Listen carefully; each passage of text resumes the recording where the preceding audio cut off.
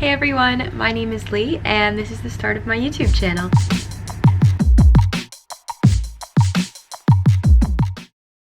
Basically, I just feel like now is a really good time to talk about prioritizing your mental health and taking care of your well-being. This is something that I've wanted to speak on for a really long time now, and I feel like this is a great platform to do it.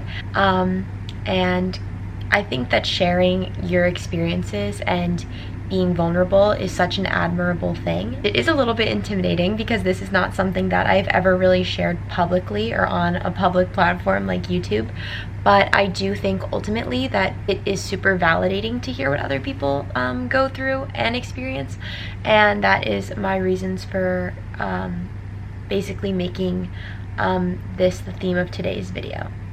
So I want to start just by painting a picture of the environment that I was first in. But basically, my junior year of high school, I went to a boarding school, and it was about 2.5 hours from my home. We did have classes on Saturdays, so it wasn't the easiest to always get home. I experienced some degree of homesickness at first, and that was pretty natural, pretty standard. I almost expected to feel a little bit homesick at first because I had always known this life of being with my family, being at home, and we were always super close. So when the time came that I was living away from home, I wasn't completely surprised that I felt homesick. And it went away after a month. I immersed myself in the school and the programs, and I became fully acclimated to the environment that I was in. I entered senior year, fall was okay, and then it got to winter. And the campus shifts a little bit in the winter in the sense that you don't really see as much life around campus. People aren't actively like out on the quad throwing a frisbee. More people spend time inside and naturally in their dorm rooms. I almost feel like in the fall and the spring seasons when it's warmer, you just see a lot more action happening outside, and in the winter everyone kind of moves indoors and the campus is less lively. Unless you really have a business of like being on campus, meaning you're a student that goes there or you work there, or maybe you're a visiting family member or friend, you don't really see a lot of life outside of the campus, and there's not like a town immediately close by. So it can feel pretty isolating at times, is the point that I'm trying to make. Once it got cold, I started spending more time indoors, and I would go through the day, go to my classes, go to my mandatory activities. But besides that, I would look for opportunities to stay in my dorm room. And at first that was okay, and that was kind of what a lot of people did. But it started to become harmful because I would look for reasons to stay in my dorm room and not engage in social interaction, and that caused me to develop really bad social anxiety. There would be times where friends would say like, let's go here, or like we're meeting up here, and I would start to avoid those interactions, and I think that that's when it became a little bit concerning. But the times that I would be in my room, I would be alone, and I would feel like it was this safe haven and it was my personal space. Like I would look forward throughout the day to ending up back in my room by myself. There were a lot of things I missed out on because I subjected myself to being in my dorm room constantly. And there would be times where I would just be watching a show or listening to music and I would start crying out of nowhere, and I had no idea why. I'd never experienced something like this. I wasn't actively seeing my family since I was away at school, and they know me best, and they can tell when I'm not operating like myself, but I wasn't seeing them. And when I was around my friends and out of my dorm room, it was a different story. I completely masked my behavior and acted like everything was okay for fear of embarrassment. I completely felt embarrassed about what I was going through.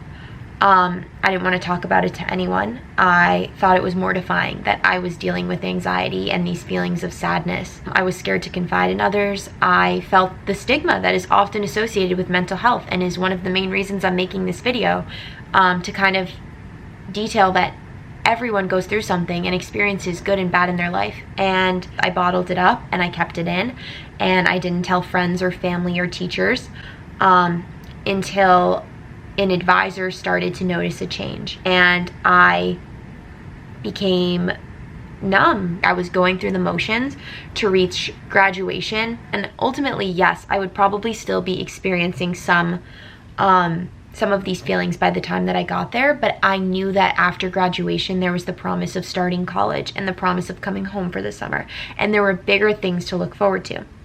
So I knew there was a light at the end of the tunnel, but I didn't know how I was going to get there. I started meeting with the school counselor, who was incredibly helpful and wise and would give me suggestions and interesting feedback and ways to spice up the routine that I was going through.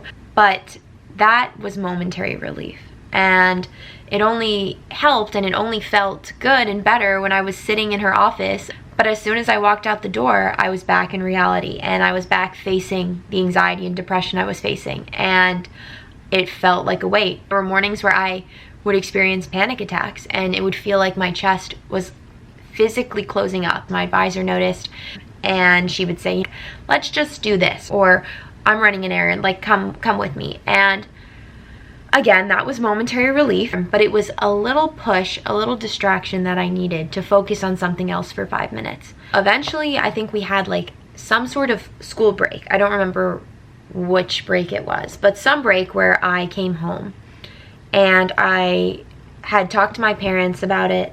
The counselor, my advisor, had talked to my parents about it, and I started seeing a therapist at home, who again was really great. These people that all helped me on my journey to prioritizing and bettering myself and my mental health were amazing resources and outlets. I saw her a lot during that break, and even when I returned to school, I was able to continue phone conversations and phone visits with her, and continue to see the school counselor.